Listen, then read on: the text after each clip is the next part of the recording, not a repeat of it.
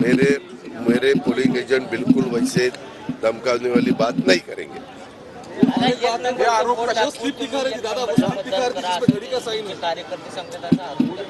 अरे वेड्यांनो, तुम्ही म्हणता की दाखवा मतदान केलं का?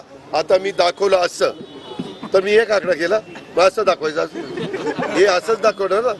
आणि हे आज नाही, सगळ्या महाराष्ट्रात प्रत्येक जण मतदान करून आल्यावर असं दाखवतो। जर या बोटावर दाबलं तर आम्ही हे दाखवू, नाहीतर हे दाखवू, ज्याच्यावर दाखवत काय रे तुम्ही पण ना। ऐका, विरोधक काही आपल्यालाही कळलं पाहिजे की त्या बोलण्यात तथ्य आहे का। आता इथं माझा एक नंबर आहे, आता इथं एक, आता काही ठिकाणी वेगवेगळे नंबर आहेत, मग तिथं ते ऑब्जेक्शन घेतील असं नसतं।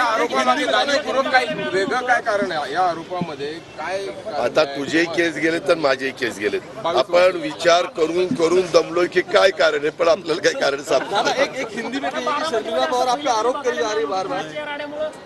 काय राडा झाला बाबा,